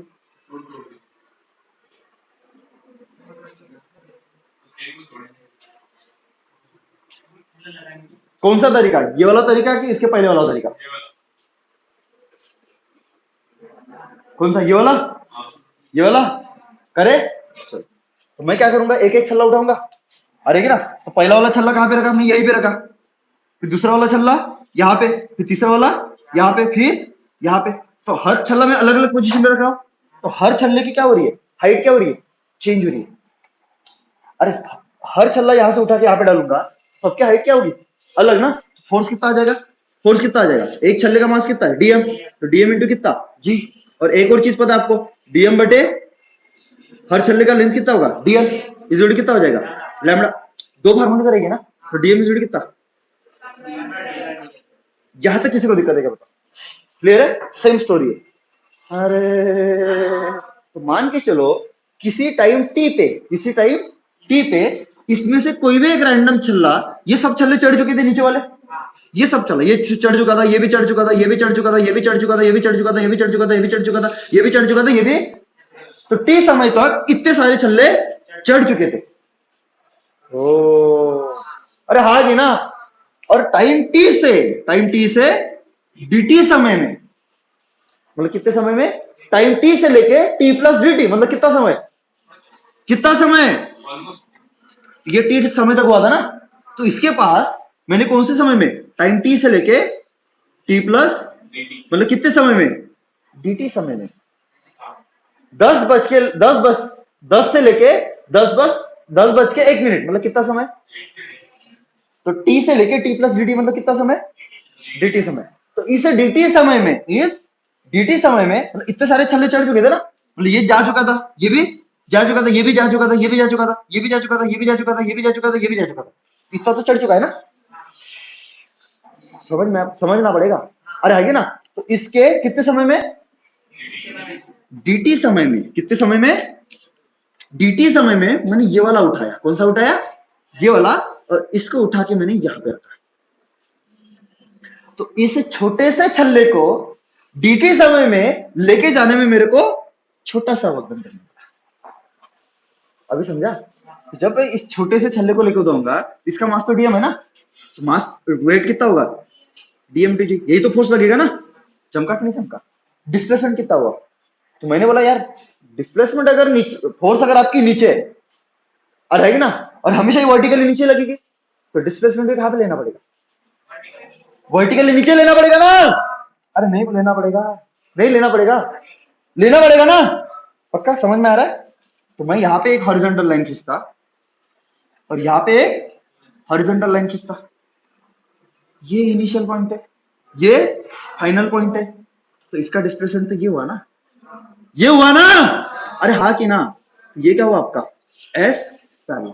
कितना आया, कितना आया। तो आपको एक चीज पता है, ये कितनी दूरी है, आर। ये कितनी दूरी है, आर, बराबर है। जब ये छल्ला यहां पे जाएगा, तो इसका ये वाला एक एंड होगा और ये वाला एक एंड होगा। छल्ले की लेंथ है ना, छल्ले की लेंथ है ना। तो जब भी आपका ऐसा आएगा कर्वेचर वाला बॉडी, रिंग आएगा, स्फीयर आएगा, डिस्क आएगा, बराबर है। डिस्क नहीं आता, रिंग और स्फीयर। तो क्या करना, थीटा पे जाके डी थीटा लेना, क्या लेना, थीटा पे जाके, तो मान के चलो टाइम टी पे थीटा एंगल चढ़ चुका था, थीटा एंगल तक, टाइम टी तक थीटा एंगल तक विंग चढ़ चुकी थी, और time T plus D T समय में और एक छल्ला ऐड किया मैंने, तो इसने कितना एंगल चेंज किया, अभी चलता। अरे हाँ कि ना, तो अगर ये डी थीटा होगा तो इसकी लेंथ तो डीएल है ना, ये डीएल लेंथ कितनी आ जाएगी, R into D theta. Arc length देखो, आर्क लेंथ होता है रेडियस इंटू छोटा सा angle, angle subtended by arc about centre. तो ये छोटी सी आर्क ही तो है ना, तो इस आर्क ने इस सेंटर में कितने एंगल सबटेंड किए, डी थीटा, तो इसका ये कितना हो जाएगा length, R into D theta. अरे यार चमका कि नहीं चमका। डिस्प्लेसमेंट क्या है, डिस्प्लेसमेंट तो ये हुआ ना, एस पैरेलल, सबको समझ में आया कितना आया, तो ये अगर आर है, ये अगर थीटा है, तो ये कितना, आर साइन थीटा। नहीं आया, अरे आया कि नहीं आया। अभी मेरे को बताओ, अगर मैं छोटा सा वर्क डन निकालता हूं, छोटा सा वर्क डन, छोटा सा work done is equal to क्या हो जाएगा, बोलो फोर्स कितना है, फोर्स कितना है, डीएम जी ना, एक छल्ले को लेके जाने में ना, और डिस्प्लेसमेंट, तो मैंने डिस्प्लेसमेंट बोला एस पैरेलल ना, ये सबको समझा कैसे लिया, इसका फंडा मैंने क्लियर किया पहले, कितना, ये छोटा सा वर्क डन होगा डीटी समय में, बोलो डिस्प्लेसमेंट है ऊपर और फोर्स है नीचे, दिख रहा है ये फोर्स नीचे, अरे आगे ना, एक दूसरे को पैरेलल एंटी पैरेलल, यहाँ पे लगेगा माइनस, चमका कि नहीं चमका, इसको करना पड़ेगा इंटीग्रेट, सबको समझा, तो वर्क डन कितना आ जाएगा, डब्ल्यू, बोलो इधर क्या बाहर आएगा, आर माइनस अंदर क्या बचेगा, डीएम इंटू, ऐसा क्यों किया मैंने, क्योंकि एक तो डीएम है, ये डिफरेंशियल मास है, तो ये तो पक्का वेरिएबल है, साइन थीटा वेरिएबल है कि नहीं है, जब ये पहला छल्ला डाला तो ये एंगल था, फिर दूसरा छल्ला डालो ये एंगल हुआ, फिर ये एंगल हुआ, फिर ये एंगल हुआ, और लास्ट में डाला तो ये एंगल हुआ, तो जब जैसे जैसे मैं एक एक छल्ले को उठा के चढ़ा रहा हूं, तो एंगल चेंज हो रहा है कि नहीं हो रहा, और हर बार कितना एंगल चेंज हो रहा है, डी थीटा,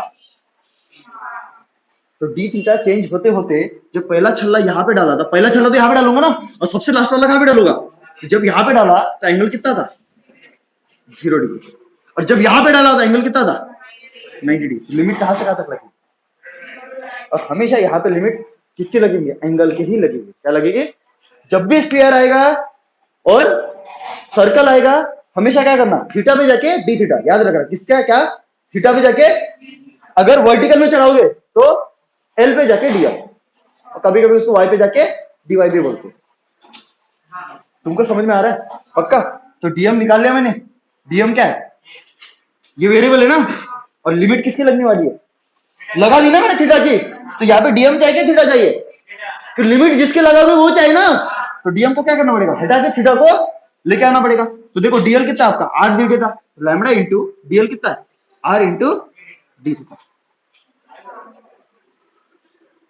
अरे हाँ की ना, पुट कर दो, तो क्या हो जाएगा, माइनस आर इंटू जी, अंदर क्या बचेगा, lambda into R into D theta into क्या हो जाएगा आपका, साइन थीटा, बराबर है, जो कांस्टेंट चीज है उसको बाहर निकाल दो, बोलो क्या हो जाएगा, work done is equal to, बोलो क्या हो जाएगा बाहर, minus R into G into lambda into R, R square हो जाएगा, अरे सही तो है, अंदर क्या बचेगा, sine theta D theta, limit लगेगी साइन थीटा की 0 से 90, बोलो साइन थीटा का इंटीग्रेशन, साइन थीटा का integration, integration of sine theta D theta होता है minus cos theta, integration of cos theta D theta होता है साइन थीटा, ये फार्मूला आपको रट के रखने पड़ेंगे, ठीक है, तो बोलो क्या होगा, माइनस कॉस थीटा, लिमिट बोलो फटाक से 0 से 90, फिर क्या करना पड़ेगा, upper limit minus minus r square lambda into g, सही तो है ना, बोलो क्या हो जाएगा, अंदर बोलो minus cos of 90 degree minus minus cos of 0 degree, सबको समझ में आ रहा है, ये समझा कैसे क्या, कॉस 90 की वैल्यू कितनी, 0, कॉस 90 की वैल्यू कितनी, 0, तो work done is equal to कितना, minus lambda into g, lambda r square into g, बोलो इधर क्या हो जाएगा, ये माइनस माइनस क्या हो जाएगा, प्लस कॉस 0 की वैल्यू कितनी 1, तो कितना आ जाएगा अंदर 1, लिखने की जरूरत है, तो इंटू क्या होगा फाइनल 1 ही होगा ना, तो कितना माइनस लैम्डा ये आपका आंसर होगा। प्योर कंसेप्चुअल क्वेश्चन है। तुम डाउट पूछो, तुमको जो नहीं समझा वो मेरे को पूछो, मैं वो रिपीट करूंगा। अगर मेरे को लगा तो उसके बाद मैं भी आगे का पार्ट भी रिपीट कर दूंगा। पर वो एक बार ऐसा हुआ कि तुम साला ध्यान नहीं दिए तो बोलेगा सर डबल कर दो, है कि नहीं?